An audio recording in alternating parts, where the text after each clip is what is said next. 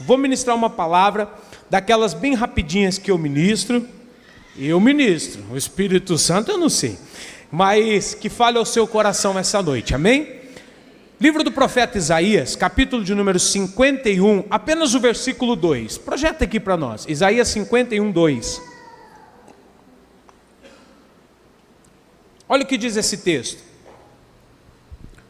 olhem aqui para o telão, 1, 2, 3, olhai para Abraão, o vosso pai, e para Sara, que vos deu a luz, porque sendo ele, diga só, porque sendo ele só, o chamei, o abençoei e o multipliquei, amém?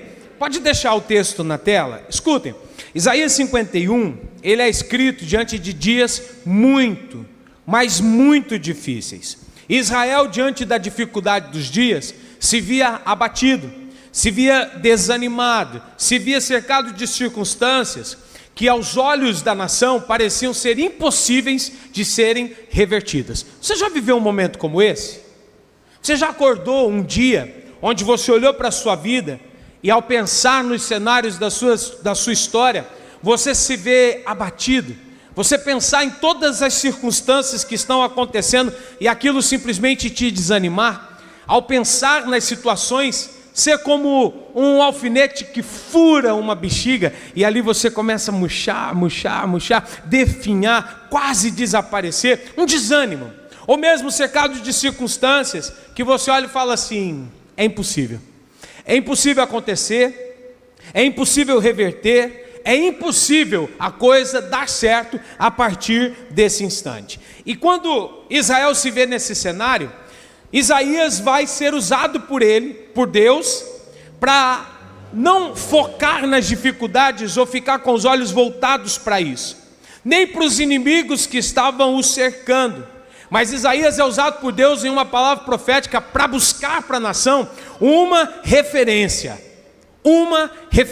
Escutem, em dias difíceis nós precisamos de uma referência, em dias de desânimo nós precisamos de uma referência, em dias em que as circunstâncias parecem que não vão se reverter e que está tudo impossível de acontecer, nós precisamos de uma referência. Há muitas referências humanas, há muitas pessoas que conseguiram dar a volta por cima, mas há muitas referências espirituais, e é aqui que Deus vai usar Isaías para trazer essa conscientização à nação de Israel. No versículo 2 do capítulo 51, ele vai dizer, olha, diante desse cenário difícil, de desânimo, de impossibilidades, parecendo que as coisas não vão se reverter, faz o seguinte, olhem para Abraão. Essa noite eu tenho uma chamada para você. Está difícil? Está desanimado? Está entristecido? As coisas estão complicadas? Hoje você entrou aqui se arrastando? Faz o seguinte, você precisa de uma referência. E se na terra está faltando, vamos olhar para Abraão? Hoje a minha chamada para você é, olhai para Abraão. Todos nós, caminhando, queremos avançar, sim ou não? Diga para quem está do seu lado, a sua história não acaba aqui, você vai avançar muito. Diga, Deus não tem um ponto final para você. Diga, Deus tem uma vírgula, a história vai continuar. O desejo do seu coração vai se cumprir, você vai avançar. Eu acredito nessa palavra. Agora, desejando avançar, mano, é inevitável um dia de desânimo. Desejando crescer, é inevitável enfrentarmos as pressões do momento. É inevitável nós enfrentarmos o cansaço exacerbado. É inevitável nós enfrentarmos o medo. O avanço traz medo. É inevitável não enfrentarmos os dias de fraquezas, os dias em que a nossa mente que deseja avançar começa a negociar com a nossa alma que quer nos manter paralisado. Haverá ocasiões em que as circunstâncias vão tentar nos convencer por A mais B que não vale a pena continuar. E é nesse momento que nós vamos precisar olhar as referências que nós temos. É nesse momento que nós vamos precisar olhar exemplos que nos lembrem que Deus é poderoso para fazer. Deus é poderoso para tirar a água da rocha. Deus é poderoso para abrir o mar vermelho. Deus é poderoso para mandar maná do céu todos os dias e ninguém morrer de fome. Deus é poderoso para fazer o sapato crescer, a roupa crescer. Deus é poderoso para renovar. Nós vamos precisar de exemplos que nos lembrem que Deus é poderoso, que Deus é capaz de fazer. E aqui que Isaías lembra: olhem para Abraão. Vamos olhar para Abraão. Quem é Abraão? Abraão é só um personagem da história bíblica? Não. Só um personagem da história de Israel? Não. Abraão é a prova viva de que Deus transforma a impossibilidade em uma promessa cumprida. Glória a Deus. Olhe para Abraão. Por quê? Olha como que Isaías descreveu Abraão. Olhai para Abraão, vosso pai, sendo ele só. O primeiro detalhe do texto é esse: quando nós olhamos para Abraão, nós vemos ele sozinho. A chamada foi para Abraão, a chamada não foi para a casa do seu pai. A promessa foi para Abraão, a promessa não foi para Ur dos Caldeus. A promessa foi para Abraão. Mas quem era Abraão? Abraão era alguém pequeno.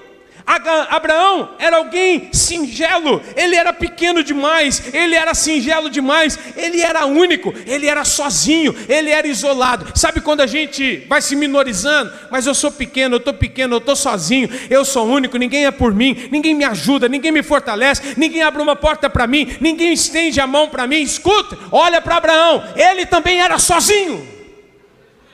Olha para Abraão, ele também era único. Mas sendo ele só, Deus o chamou. Quando Deus chamou Abraão, ele não tinha uma nação. Quando Deus chamou Abraão, ele não tinha um exército para lutar por ele. Quando Deus chamou Abraão, ele não tinha filhos, ou seja, ele não tinha uma descendência numerosa. O que Abraão tinha? O Abraão tinha uma promessa: eu vou te fazer pai de multidões. Abraão tinha uma palavra: eu vou realizar o desejo do seu coração, eu vou te dar filho. Eu quero essa noite dizer para você: olha para Abraão, aquele personagem que nós podemos definir como o homem e uma promessa. Um homem e uma promessa, um homem e uma promessa. Era sozinho, mas ele tinha uma promessa. Era único, mas ele tinha uma promessa. Estava isolado de tudo e de todos, mas ele tinha uma promessa. É a sua história. Você pode estar sozinho, você pode ter começado pequenininho, você pode pensar que tudo que está diante de você é pequeno demais, mas eu quero pregar sobre um Deus que pega um homem e ele faz uma promessa, e quando ele faz uma promessa, ele vai cumprir a sua promessa. Diga para quem está do seu lado: você é pequeno, mas o seu Deus é grande. Diga para quem está do seu lado: você é pequeno, mas a promessa. Você pode estar se sentindo sozinho, mas a promessa. Você pode estar isolado e se sentindo pequeno demais diante de tudo que você sonha, projeta, deseja, mas a promessa de Deus é extraordinária. Escute, na lógica humana, todos que querem realizar algo vão focar nos recursos disponíveis. Eu preciso dar um passo. Quanto recurso eu tenho? Eu preciso avançar. Quantos de recurso disponível eu tenho para o avanço, para o próximo passo, para o outro nível? Na lógica humana, tudo que eu preciso para avançar é de recurso disponível. Mas quando nós olhamos pela fé, tudo que precisamos para avançar é uma palavra liberada. Vocês acham que eu sou uma pessoa de fé? Eu sou. Irmãos, eu acredito e não deixo de acreditar. Como o Diego canta e nos ensinou através da canção, eu aprendi o seguinte: se eu tenho uma palavra, eu tenho tudo. Porque a Bíblia diz que a terra era sem forma e vazia. Havia trevas sobre a face do vale. O Espírito do Senhor parava sobre a face das águas. Não tinha nada. Pelo poder da palavra, Deus começou a construir tudo. Está aqui diante de vocês alguém que crê no poder da palavra. E eu falo mesmo, Eu declaro mesmo. Pergunte para quem está do seu lado: o que você quer que aconteça na sua vida, na sua história? Qual é o próximo passo? Claudinei, qual é o próximo nível, Claudinei? Qual é o próximo passo? Qual é o novo que você deseja para o teu coração? Começa a declarar. Não, mas eu preciso de recursos. Então você precisa de uma palavra liberada. Se eu tenho uma palavra, eu tenho tudo. Se eu tenho uma palavra, eu tenho tudo. Nada começa no mundo espiritual sem a declaração da palavra. Eu tenho um exemplo tão simples, mas é que eu levo para o meu coração. Eu lembro de em 2019, tá passando uma dificuldade, um arroz financeiro tão grande, tão grande. E eu conversei com a Jéssica e eu falei assim: nossa, sabe aquela conversa assim, de casal? Estou com a vontade de ir para a praia. Você está rindo, né, irmã? Você está rindo, né? Vou fazer o quê? Nasci na Pioneira, eu tenho vontade. Vontade de ir para a praia.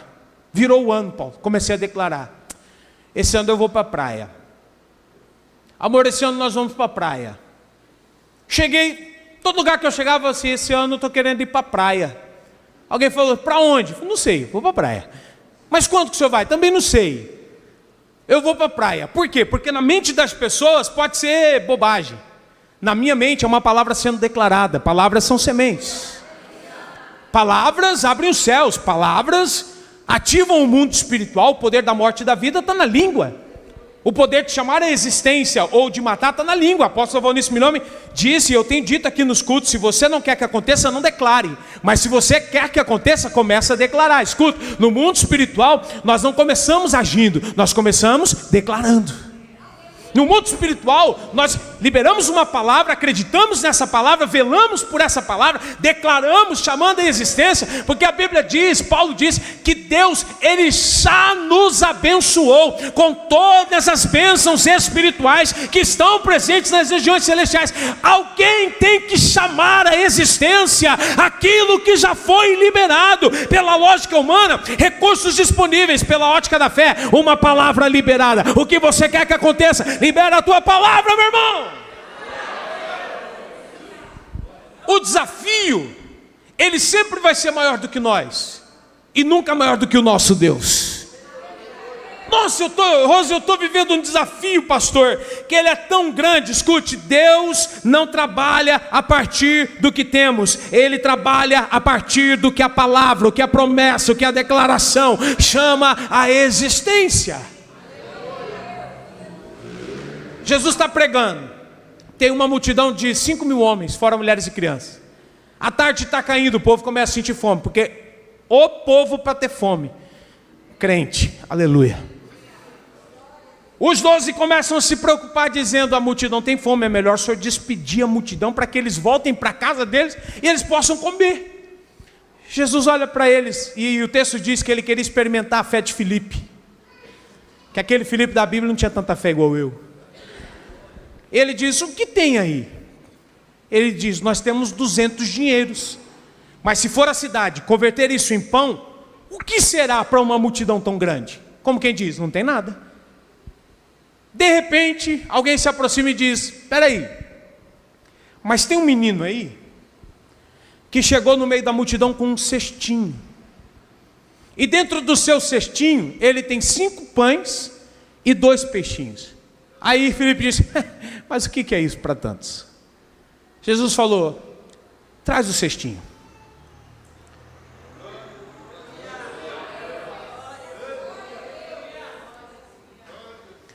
Você está achando que o que você tem é pequeno demais para os seus desafios? Às vezes não é pequeno demais, só está na mão errada. Colocou na mão de quem? Está na mão de quem? Jesus falou: traz o cestinho. Jesus pega o cestinho, levanta aos céus, diz: Pai, eu te dou graças. Jesus não disse: Pai, eu só tenho isso.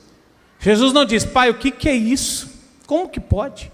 Jesus não começou a reclamar pelo que ele tinha, não murmurou. Jesus levantou aos céus, deu graças, consagrou. Quando ele terminou de orar, ele olha para os 12 e diz: pode organizar a multidão, de 50 em 50 e de 100 em 100.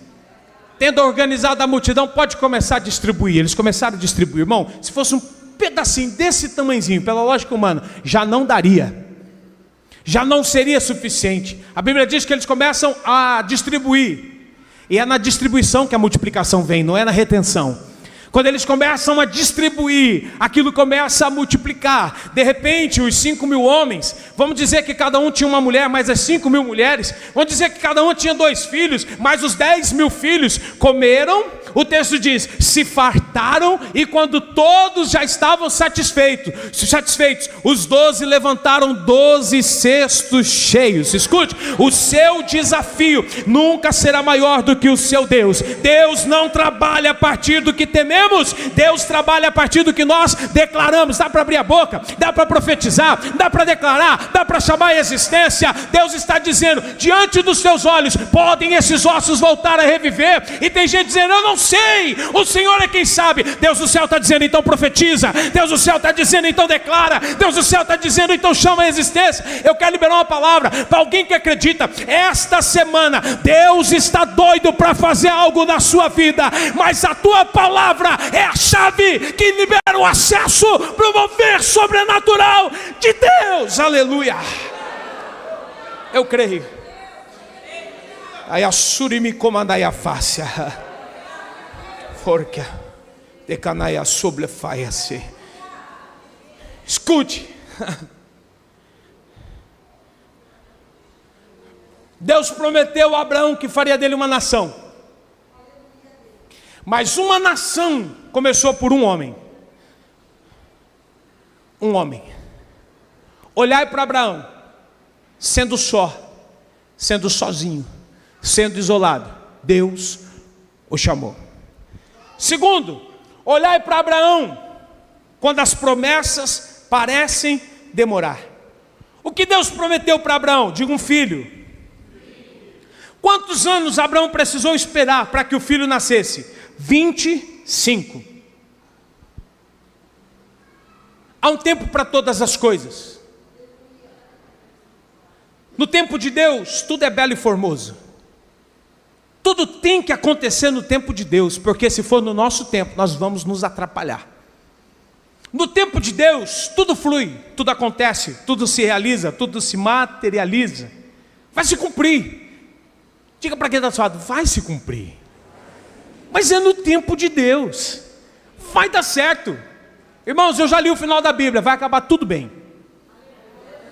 Vai se cumprir. Mas é no tempo de Deus. Escute, a espera é necessária. Porque quando eu falo de espera, eu falo de processo. Toda espera, ela produz questionamentos. Será que Deus se esqueceu de mim?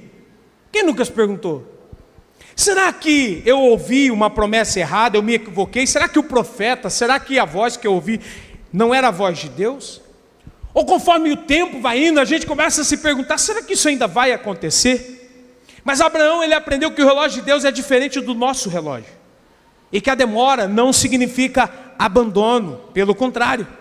No livro de Romanos, capítulo 4, versículo 20 e 21, quando Paulo vai refletir também sobre a história de Abraão, ele vai dizer, porque ele não duvidou por incredulidade da promessa de Deus, mas durante o seu processo de espera, ele foi fortalecido na sua fé. O que a espera de Abraão fez com ele? Fez ele ser fortalecido na fé. Vou falar de dinheiro, tá? Dinheiro tem propósito. 2 Coríntios 9 diz, aquele que dá pão para comer e semente para quem semeia. Pão se come, semente se planta. Pão nos fortalece, nos alimenta, nos nutre. Semente se lança. Mas quem vai nos ensinar isso, se não for a nossa fé? Tem gente aqui que está na mira de Deus para prosperar e muito. Fala aí para quem está do seu lado, você olha para mim assim hoje, você não imagina quem eu vou ser amanhã. Fala para ele, me trata bem, primeiro que não te custa nada. E segundo que quando eu vencer, você vai vencer comigo. Fala para quem está do seu lado. Fala para ele, a nossa vitória, diga a nossa vitória, vai ter sabor de picanha, aleluia. Eu creio, eu não quero saber de nada, eu vou liberar a palavra, aleluia. Nós vamos prosperar muito, mas o que vai nos dosar é a fé. Nós vamos prosperar muito, mas quem vai trazer sentido e propósito para a nossa prosperidade é a fé. Se a fé não ensinar o porquê o recurso vai vir, não adianta ter o recurso. Se a fé não abrir o caminho, não mostrar o destino que aquilo precisa alcançar, não adianta você acumular riqueza, tudo vai voltar para si. Nós somos tendenciosos a nos perder com grana, com dinheiro, com muito dinheiro. Nós somos tendenciosos a fazer o que Deus não quer. Nós somos tendenciosos a desviar propósito. Nós somos tendenciosos a facilitar outros caminhos aos quais Deus não está. A G1 fala sobre isso. Põe a G1 aí para mim, Lion, por gentileza. A G1, olha isso aqui. Isso aqui é tremendo. Vai acabar hoje a pregação, fica tranquilo, aleluia. Ageu, capítulo 1. Está aí? Eu queria só achar o versículo, que ficaria mais fácil.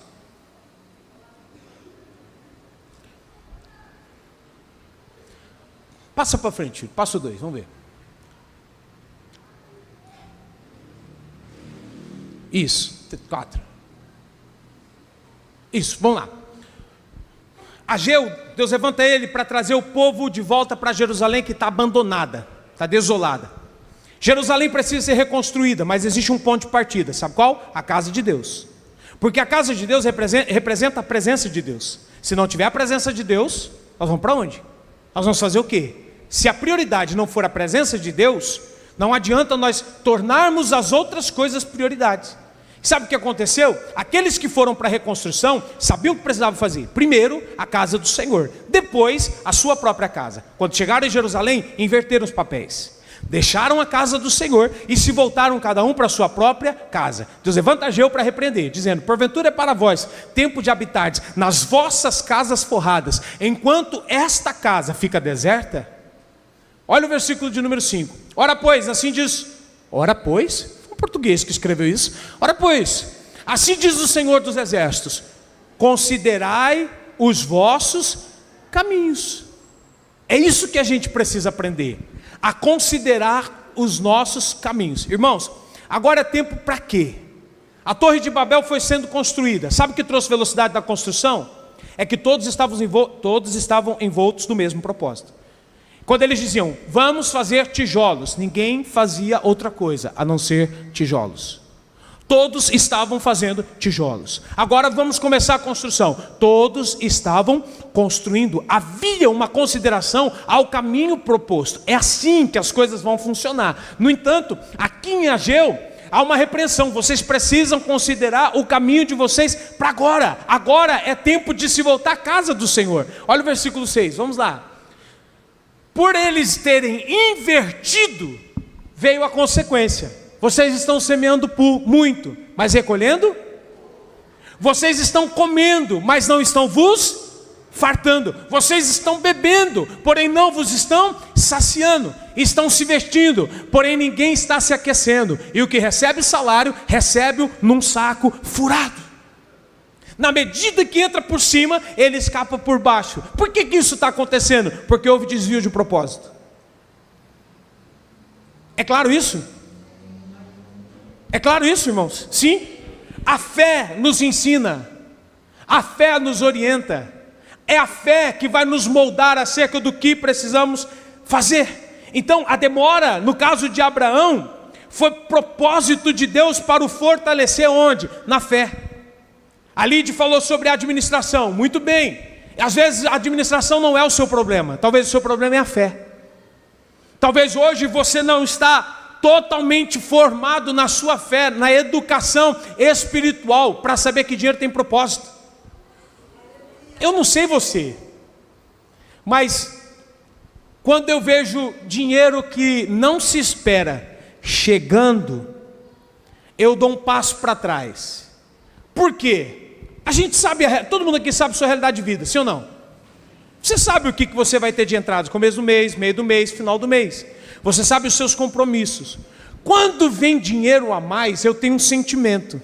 Alguma coisa pode acontecer. Porque Deus não envia dinheiro a mais, sem propósito. Alguma coisa eu posso esperar. Quando vem dinheiro a mais, não é sinal que eu vou sair. É sinal que eu preciso estar. Isso faz sentido? É o sinal que eu preciso estar atento por alguma coisa. Onde eu aprendi isso? Na fé. Quem me ensinou isso? Foi a fé. A fé que uma vez nos foi dada, nos ensinou que nós precisamos aprender a honrar, a administrar, e essa fé, ela nos dá destino, onde eu preciso empregar aquilo que Deus está me dando. Escute, entre a promessa e o cumprimento, existe um processo que está nos preparando para cumprir o propósito de Deus. O que Deus promete, continua trabalhando. O que Deus promete, continua trabalhando, mesmo quando nós não percebemos. Eu vou terminar a palavra pelo horário, e eu fico devendo esse texto, essa ministração, um pouquinho mais para frente. Sendo Abraão sozinho, Deus o chamou. Sendo Abraão sozinho, Deus o abençoou. Sendo Abraão sozinho, Deus o multiplicou. Quero dizer para vocês, terminando essa ministração, que quando o desânimo, ele tenta assolar os nossos corações, nos fazendo nos sentirmos pequenos, entendendo que a promessa que Deus nos deu pode demorar para se cumprir. Quando nós enxergamos impossibilidades que parece que as situações não vão se reverter, quando a nossa fé for provada, lembrem-se de Abraão. Olhem para Abraão, mesmo ele sendo sozinho, Deus o chamou. Olhem para Abraão, porque mesmo ele sendo sozinho, Deus o abençoou. Mesmo sendo sozinho, Deus o multiplicou. Eu termino a mensagem fazendo uma chamada talvez mais profunda. Olha para Abraão, mas enxergue o Deus de Abraão. Olhe para Abraão, mas enxergue um Deus que cumpre as suas palavras, que chama até os dias de hoje, que abençoa até os dias de hoje, que multiplica até os dias de hoje, que continua agindo. O Deus que de um faz uma multidão, o Deus que de um faz coisas grandes, o Deus que de um faz coisas extraordinárias. Deus só precisa de você. Deixa eu te falar uma coisa, eu vou falar porque Deus está tocando no meu coração aqui, encerrando essa mensagem.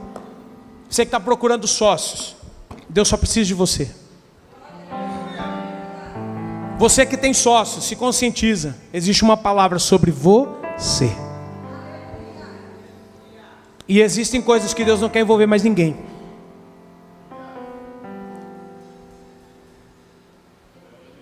Vamos olhar para Abraão? Deus falou para ele: sai da tua terra, sai do meio da tua parentela, vai para um lugar que eu ainda vou te mostrar. Quando ele foi sair missionário, ele temeu ir sozinho. Sabe o que ele fez?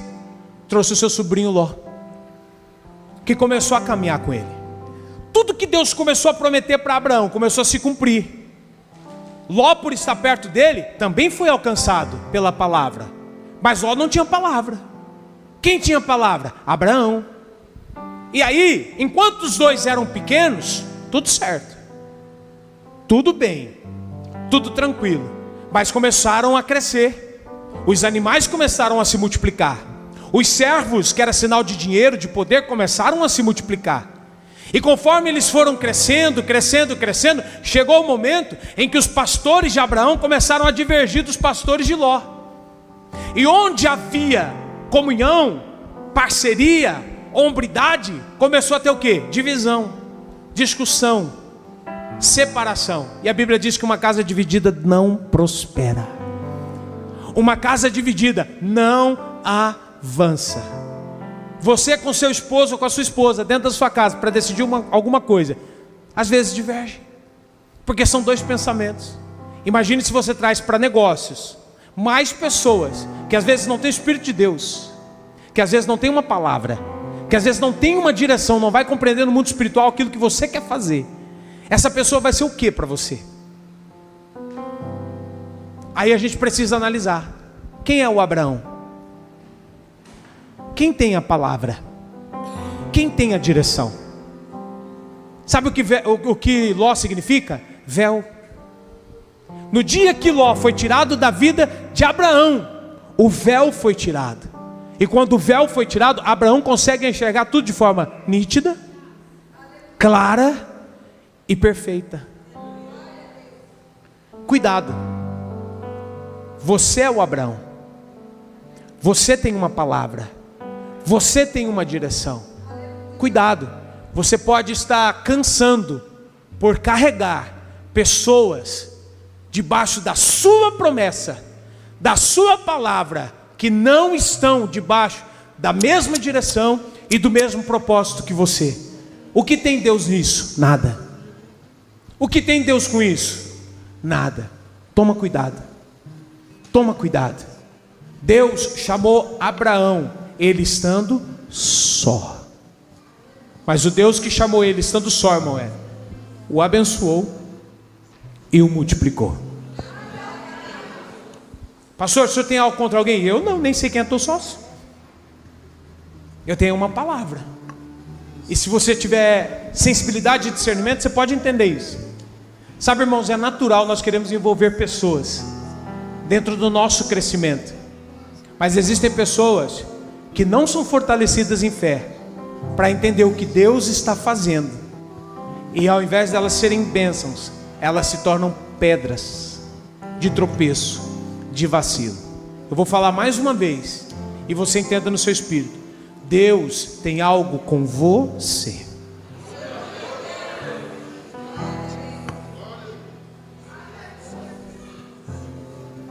É claro? É claro? Tudo que você precisa é de uma palavra. Tudo que você precisa é de um tempinho de espera. Tudo que você precisa é ser fortalecido na sua fé, não parar, não retroceder, porque o Deus que nos viu sozinhos, Ele nos abençoa. O Deus que nos viu sozinhos, Ele nos multiplica. Ele faz o nosso nome ser grande. Eu acho linda essa promessa. Põe aí, Lion, Gênesis 12. A igreja pode se colocar de pé. Olha a promessa. Olha que promessa linda, Paulo. Ó, vê. Glória a Deus. Aleluia.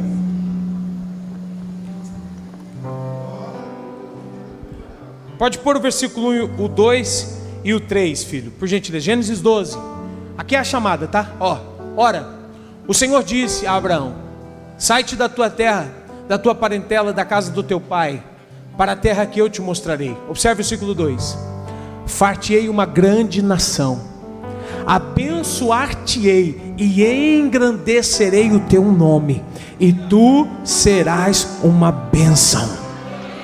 Olha o versículo 3: abençoarei os que te abençoarem, amaldiçoarei os que te amaldiçoarem, e em ti, é você, meu irmão, é você, em ti serão benditas todas as famílias da terra.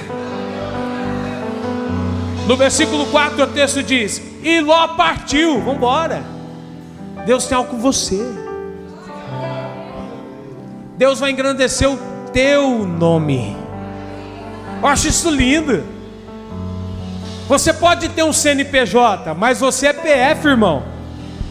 Deus vai engrandecer o teu nome. A promessa não é engrandecer o nome de empresa, logomarca. Não, é você.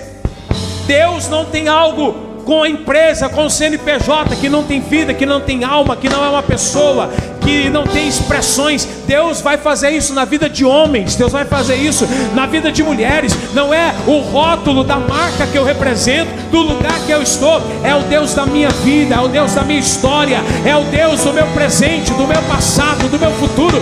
É o Deus que viu, é o Deus que vê, é o Deus que está vendo o meu futuro. É o Deus que já preparou o caminho do deserto, já preparou o rio Zueiro. É o Deus que vai me fazer prosperar até em tempos de escassez. É o Deus da minha vida, o Deus que tem algo comigo.